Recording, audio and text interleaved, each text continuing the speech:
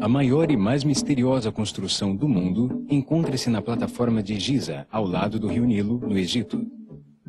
É a única das 7 maravilhas do mundo antigo que ainda existe. A Grande Pirâmide é um lugar de conhecimentos, construído com propósitos religiosos. Tem uma localização precisa, astronômica e geomagnética. São atribuídas aos faraós egípcios de 2.500 anos antes de Cristo. Mas existem hipóteses de que tenham vindo de uma civilização anterior à nossa, que muitos chamam de Atlântida. Seu vértice está a 30 graus exatos de latitude paralela ao Equador e sobre 29 graus, 58 minutos e 51 segundos de longitude a leste de Greenwich.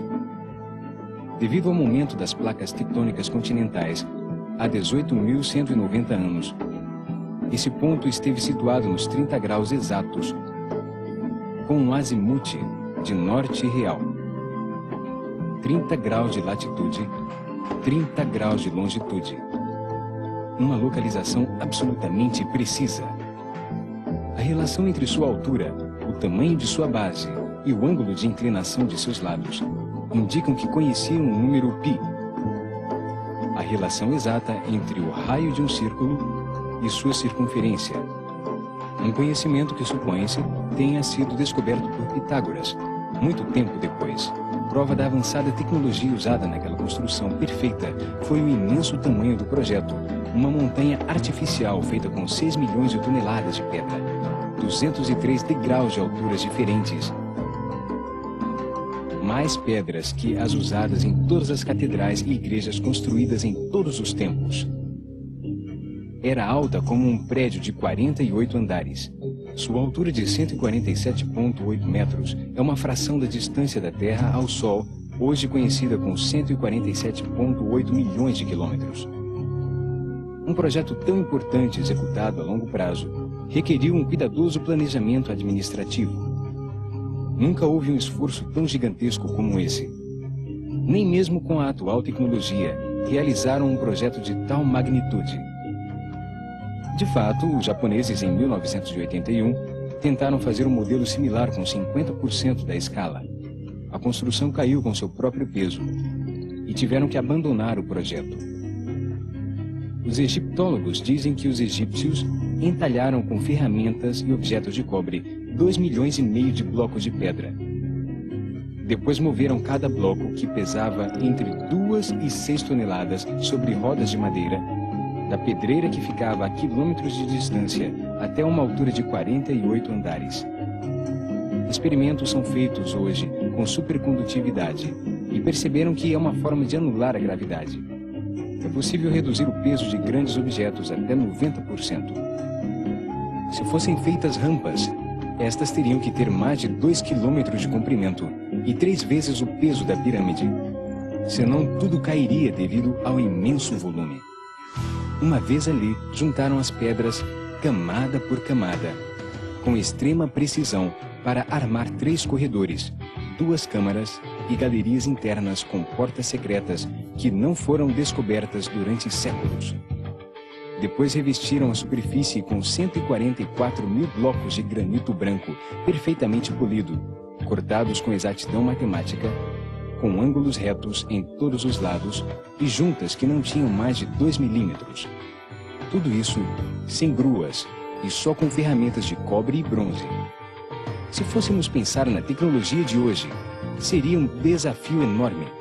Significaria elevar as peças que pesavam várias toneladas ao topo do 48º andar.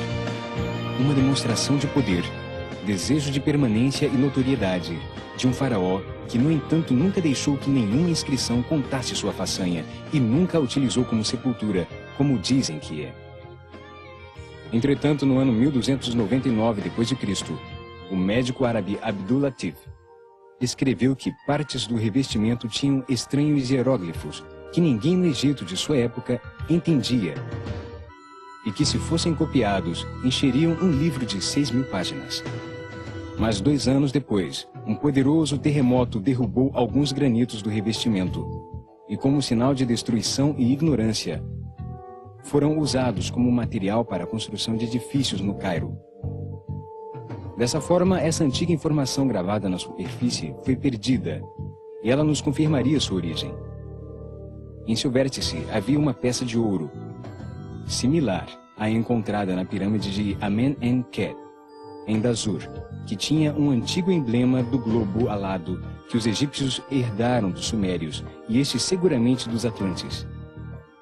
As lousas de granito branco polido, altamente reflexivas da luz solar, atuavam como um imenso espelho que refletia a luz do sol.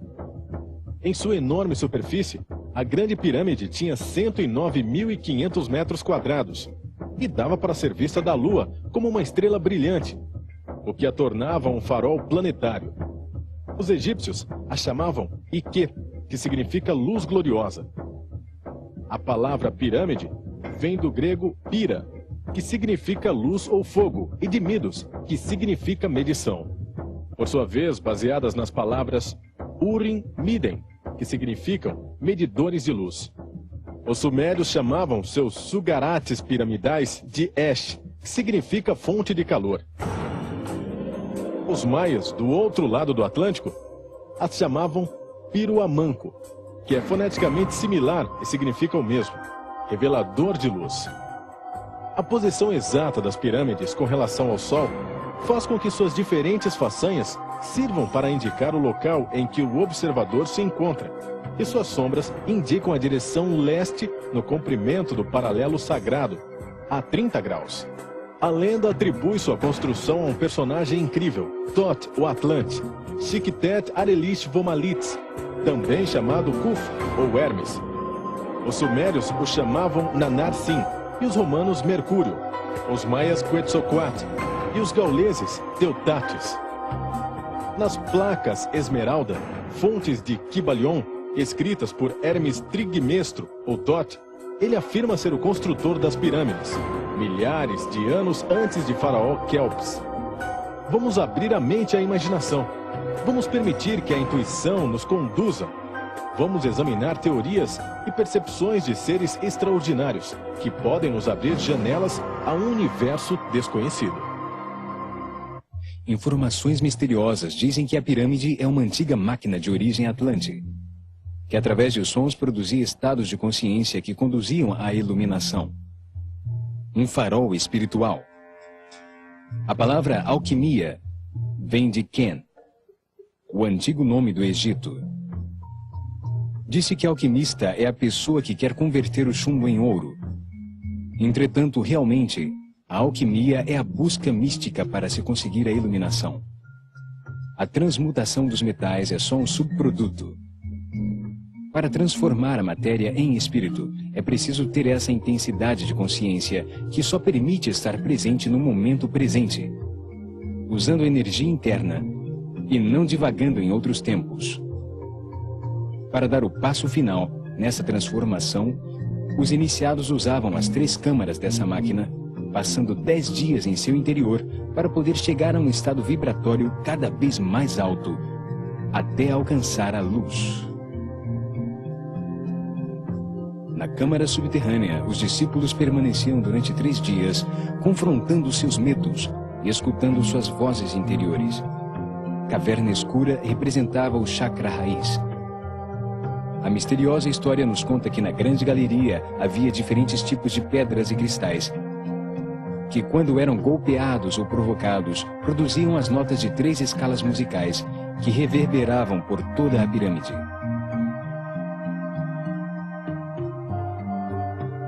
Na segunda câmara, chamada Del Rey, tinha uma urna, feita em um só bloco de granito, duro e vermelho. Para fazermos uma hoje, seriam precisos poderosas brocas com pontas de diamante ou brocas ultrassônicas, impossíveis de terem existido no ano 2500 a.C. Suas medidas implicam em profundo conhecimento matemático. Seu volume externo é exatamente o dobro do interno. Tem a mesma área cúbica da Arca da Aliança. Ao ser golpeado, emitia um som que reverberava por toda a pirâmide, como se tivesse sido projetada para emitir sons de alta frequência ou sinais eletroacústicos com uma tecnologia incompreendida.